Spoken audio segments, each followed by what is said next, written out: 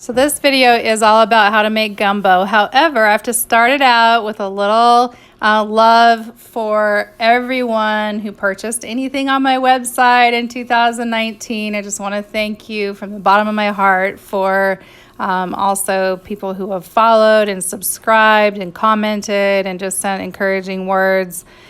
And it just really helps make our lives, kind of go forward, and it's helped pull us through 2019. So thank you so much to all of you. And also, just a side note that I did promise that 10% of my sales of original art was going to go toward charitable causes. So in 2019, we were able to support the Flint Unity Farming Project, which is in Flint, Michigan, and works with gardening initiatives and programs and activities for kids who have been affected by the lead poisoning in the water in Flint, Michigan.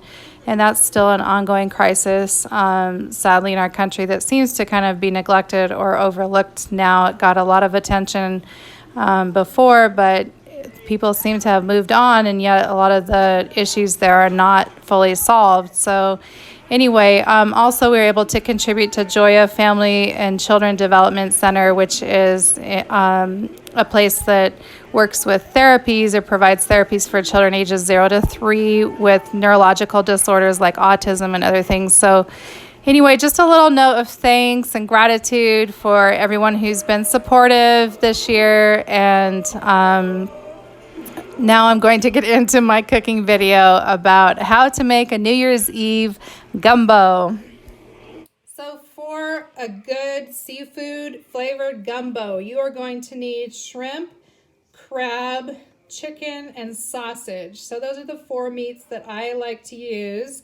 You also need 4 main vegetables, which are celery, green peppers, green onions, and yellow onions, or you can use a white or red onion, and also some garlic, and also some canned tomatoes, and probably most importantly, the whole meaning of gumbo actually is a Swahili word for okra. So don't forget the okra. Some people don't like to have okra in their gumbo, but it's like the word gumbo means okra. So yeah, and I like okra, especially when it goes with anything tomato based. So we're going to get all this going. We're going to saute a couple of the meats, the sausage and the chicken.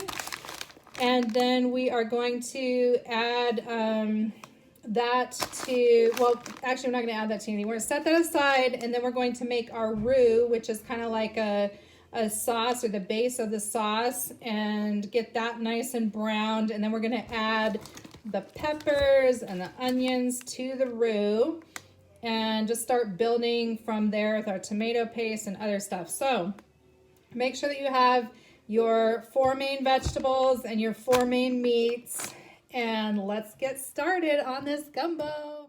So, and by the way, this is a 6th day of Kwanzaa, and I will be making a Kwanzaa video. I'm planning to, compiling some footage, but there's one more day of Kwanzaa, so it's not quite over yet, so I haven't finished our whole ceremony, and I will be doing that. Hopefully I'll upload it tomorrow night. But anyways, so it's the 6th day of Kwanzaa on New Year's Eve, and that kind of overlaps this holiday, of course. But back to our gumbo making. So I start with the sausage, and I divide one sausage into these larger chunks, and then the other sausage into kind of medium chunks, and then the third sausage I divided into really small little bite-sized pieces.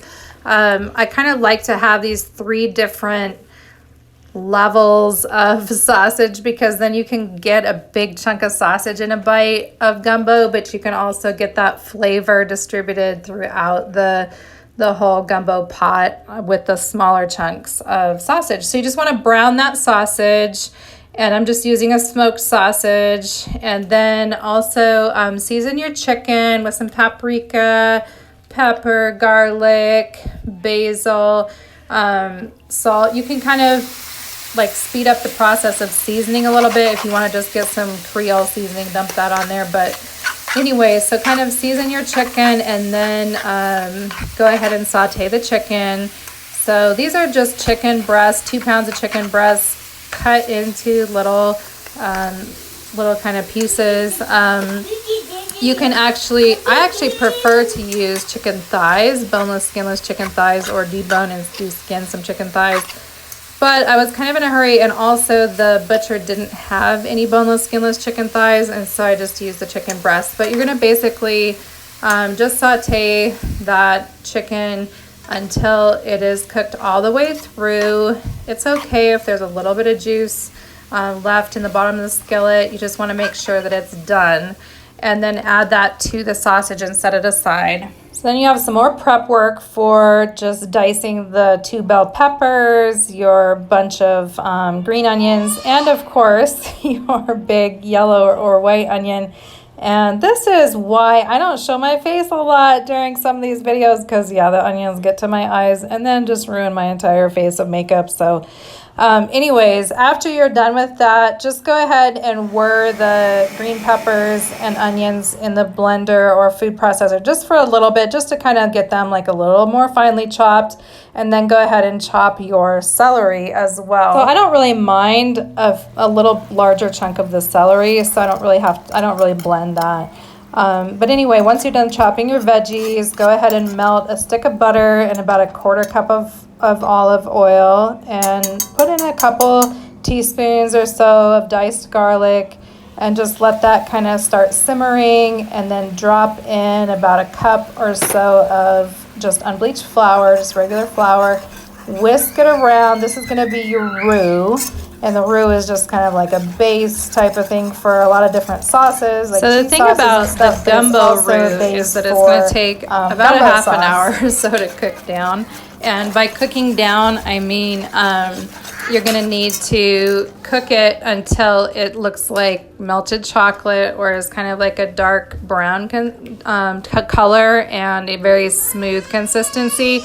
So it starts out a little bit more lumpy with the garlic, and then as it cooks, it kind of gets more liquefied and smoother, and then also continues to get just a little bit darker. It reaches a like dark yellow phase, then kind of a caramel tone, and then like a light tan, and then it goes into like a mid brown. You wanted a nice chocolate brown at the end, but by the time it reaches a mid brown tone, I like to remove the garlic, because the garlic is kind of toasting in the butter and oil of this roux as it cooks, and so you don't want the garlic to get overcooked. Thank you, Langston. But you also like the garlic to add flavor to the roux. So I just took a strainer and strained out the garlic now that it's a nice chocolatey brown color, and that will eliminate the possibility of the garlic burning inside of the roux.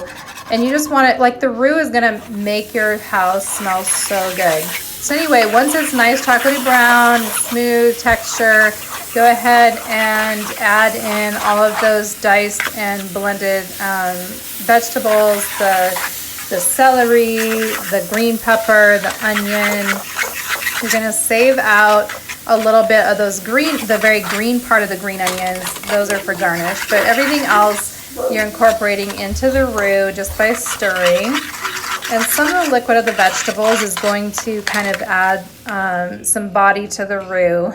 And next you're going to go ahead and drop in a can of diced tomatoes and a can of tomato paste. So go ahead and incorporate those 2 elements in by stirring again. And some of the juices from the can of diced tomatoes are going to again kind of blend into that roux so that it adds enough liquid to not stick to the pan. And after you're done with the diced tomatoes and tomato paste, kind of stirring those in, we're going to start adding our chicken broth. And you can add beef broth if you prefer that taste. I think a chicken broth is nice just because there's already chicken going into this gumbo. So go ahead and pour 1 can of the chicken broth over top and just start to stir again until it's fully incorporated with little circular motions and kind of back and forth motions. Just making sure that there are no lumps or any like uneven cooking throughout the whole broth that's now developing from the roux and all of this good veggie substance that's in here.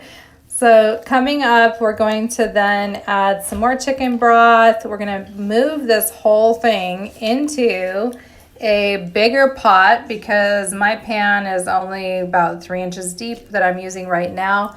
And I need to move this into my gumbo pot. So I'm going to transfer this whole, all the contents that are in this pan right now into a large gumbo pot, and then add some more chicken broth and so I'm adding like 3 more cans of chicken broth, so a total of 4 cans of chicken broth. So I'm going to add now the bay leaves and some more seasonings, some more paprika, garlic powder, basil, and a little bit of Creole seasoning. You can also add some hot sauce at this point, and then also add that chicken and sausage into the mix, and a little bit of filet or file powder. I don't know how you say it. Then you're going to go ahead and just add your whole crab, add this guy into the mix, and while he's kind of simmering, saute the okra in a separate pan with some butter and garlic, just until it kind of loses its moisture, so it's not tacky or kind of sticky or stringy anymore.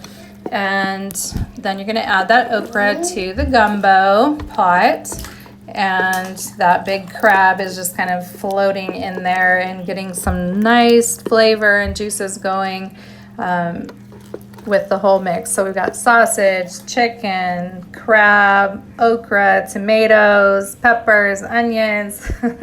So you're going to then drop the juice of 2 lemons into the pot as well, and make sure that your green onions and your parsley are diced up and ready for garnish. And then I also added in a couple tablespoons of butter just to kind of cut some of the acid of the tomatoes.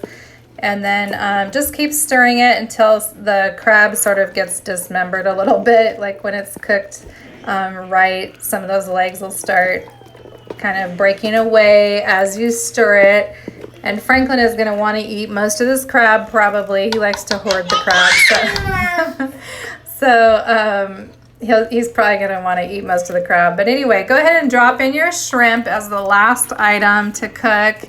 And just cook it until that shrimp is nice and pink all the way through. Meanwhile, you're going to want to start your rice. This is just some basic white rice with a little butter in it. So a little butter, a little salt. Start that rice boiling so that by the time the shrimp and everything is done with the gumbo, you have your rice ready as well. And this is in a pretty large pot. This is a big stock pot. So this is like a lot of gumbo. It makes gumbo to feed the family for a few days for sure. So, and the nice thing about gumbo is you can actually freeze it as well.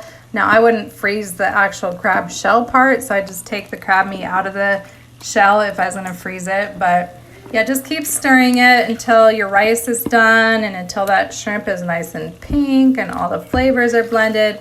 Make sure you do taste the gumbo, of course, to see if you need any extra seasoning. If you do, add, salt, pepper, Tabasco, basil, oregano, garlic, onion powder, anything that you feel like you need to add to it to make it, reach that perfect flavor for you. So then to serve the gumbo, I like to take just a nice big bowl, serve up the gumbo, sprinkle some garnish, and then take like an ice cream scoop or whatever and make just a couple scoops of rice on top. Some people prefer to serve it over top of rice, like to put rice on the bottom, but I just really love how it tastes with, mostly gumbo and a little bit of rice. So here's your big pot, and here's your nice bowl, the garnishes, everything's ready to go, so I can't wait to dig in. As per prior videos I've mentioned, I don't like eating in front of people, like just chewing and not being able to talk. So anyway, here's me eating the gumbo in just pictures, and it is super delicious. I am afraid this is going to be a little bit too spicy for Franklin. he is coming home tomorrow, so hopefully he's not disappointed with that. But otherwise, it's super delicious. I love spice. I would actually add another dash of hot sauce or so, but just go ahead and make sure that you monitor your seasonings. Don't add too much chili powder or any kind of, spicy seasonings that might make it too spicy for anybody in your family who does not like spicy food. But you can always add extra spice to your bowl with just a little dash of hot sauce or some sliced jalapenos on the side, or just all kinds of different ways of adding some spice. So I hope you try this. It is a little bit time consuming with that roux and just boiling everything down and cooking it for several hours, but it is worth it, and it does last for a while. So as I said, you can freeze this. You can just eat it out of the pot as leftovers for a couple days. But whatever you do, make sure to enjoy your new year and have some kind of warm and delicious food. If it's snowing or cold, here it snowed and it then melted, and then it was raining, and now it's freezing, and it's just kind of chilly winter weather. So a nice pot of gumbo really hits the spot in those conditions.